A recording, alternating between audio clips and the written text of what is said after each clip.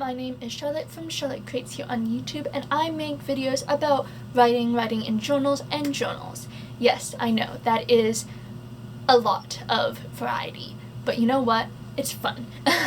And that's all that matters, right? If you are new to my channel, please hit that subscribe button, and don't forget to cuddle the notification bell so that you get notified every time I upload a new video. So for today, I thought I would start up a new series here on my channel of book reviews, but specifically Authortuber's books, because I think authors supporting authors is really amazing, and it's a good way to read genres that you might not normally read. So for example, I read a lot of fantasy, but a lot of the authors that I actually follow are contemporary writers that are romance also. Don't forget that squishy squish. And I'm interested to know about what they write about. I want to see their style, and it's interesting to follow them on a writing journey, and then to be able to actually see with your physical eyes. I don't know why I just did that, but to actually see what their final product is. And I think it's a great way to be introduced to a different genre. So the first book that I am going to be talking about today is in my Traveler Notebook book review junk journal. So if you are curious to know what this is inside this book and what it looks like, please leave a comment down below and like this video. So the first book that I ever read that was an Authortuber's book was 100 Days of Sunlight by Abbie Emmons. So if you guys don't know who Abbie Emmons here on YouTube is, she is so aesthetic. Like, watching her videos just makes me happy. I wouldn't say she's a minimalist, but she definitely has such a beautiful color palette, and her video content is like, wow. Tutorials all the time, how-tos, nice sit down to talk, and yeah, just her content is fun. So Abbie Emmons was one of the first YouTubers that I actually really watched. Did I say YouTubers or did I say art YouTubers? I meant, well, she is an artist, but I meant Authortuber. Yeah. And so of course, I'm sitting here like, are the tips that she's giving me good? Like, is she speaking from someone who's experienced in writing, or how is she getting all these tips just from, the circulation of the web? So of course I had to pick up her book. And I'm just going to tell you right now, I binged it in 1 to 3 hours, so I think that tells you how good of a writer Abbie Emmons is, but I'm not here to talk to you about the author, I'm here to talk to you about the book. So, without further ado, I just want to say that I don't have the book on me right now, so I'm going to superimpose the image of it somewhere, maybe on my face, so you guys know what the book actually looks like, and I'm going to read you the blurb that Abbie has written down on Amazon and all the other places. So, when 16-year-old poetry blogger Tessa Dixon is involved in a car accident and loses her eyesight for 100 days, she feels like her whole world has turned upside down. Terrified that her vision might never return, Tessa feels like she has nothing left to be happy about. But when her grandparents place an ad in the local newspaper looking for a typist to help Tessa continue writing and blogging, an unlikely answer knocks at her door. Weston Ludovico. I hope I didn't butcher that name. A boy her age with bright eyes, an optimistic smile, and no legs. Who doesn't like a boy with an optimistic smile? Am I right? This book, when I first picked up this book, I was very cautious.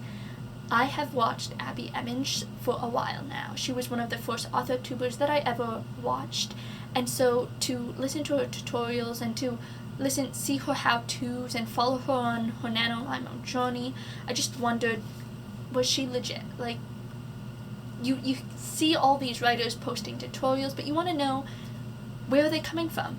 Are they just creating these tutorials off the top of their heads, or are these tips that they've actually used and know how to use? I'm happy and safe to say that Abbie has used what she writes. She's legit. Like, yeah. I don't know if I already said this, but if I'm looking down, it's because I'm reading the Authortuber book. Or not the Authortuber book, but you know what I mean. The book the junk journal book of reviews that I create after reading books, because I want to remember the books that I read, because I read a lot of books and I don't want to forget about them if I have to go back to them to reread them because they're good. Anyways, so it was a good book. It made me very happy. That Spotify playlist, guys, make a Spotify playlist for your books, because great. It's just great to like learn new music, to get into the vibe, you know? We're all about the vibe here. Anyways, so this made me so happy, okay? Like, I love happy endings. I write a lot of tragedies in my head, but I love happy endings. Like, oh, my heart, okay? So, the first thing I want to say about this is the form of the book.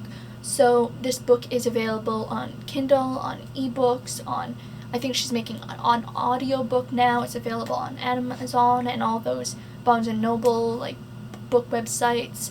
And I think you guys should pick it up. Now, the book is, I think it's about 300 pages. And the thing is, it's written in 2 different points of views, alternating each chapter. And the way she splits up the book is really interesting. So, the chapters, yes, they are chapters, but they're also generalized by days. You notice how the title says 100 Days of Sunlight, and I think that's really cool. How you have, like, normally there's a 3-act structure to the book. Well, her book is split up into larger sections, which are the senses, and I think that is really, really neat, and so kudos for that. Second thing, when it comes to the characters, it is totally almost character-driven. It's all about improving character, and I'm all here for character-based books, because I think action books, while they are amazing, character-led stories have a little bit more to offer, in the sense that you have to kind of reread the book to understand it sometimes, and I don't know, it's cool. But then again, like action-based books, there are always small things that you miss. Lots of foreshadowing. Okay. I go on tangents sometimes about books that I like, if you haven't noticed. Anyways, back to the point of this. There were a lot of good things about this book. I really like the way she split it up. I like the characters. It's nice to fan over, because I'm all for that fanning over characters that don't exist in real life thing. Wow, that sounds so sad. Okay, but you know what? I'm here for it.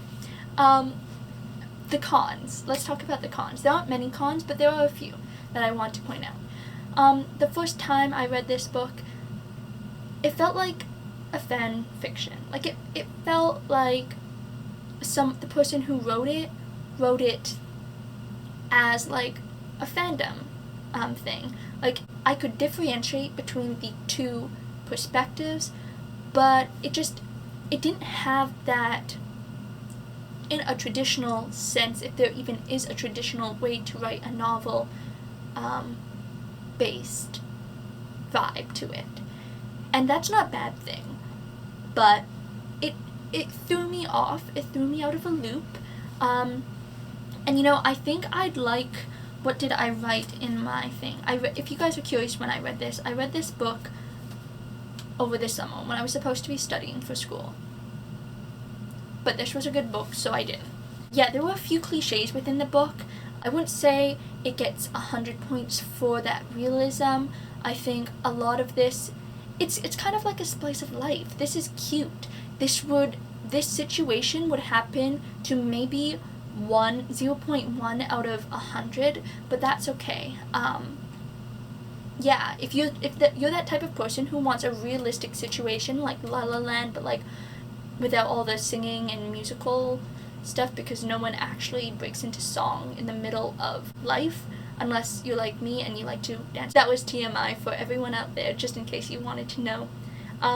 But yeah, overall it was a good book. There were a few cliches, there were a few minor like editing choices I found really interesting, but yeah, go pick it up. I loved it.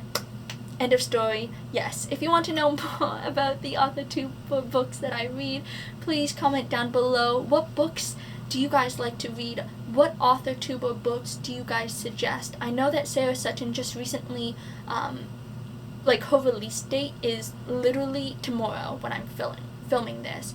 and I think the book's called If the Broom Fits, so I really need to get that book, and I know she has 2 other books that I'm really interested in getting.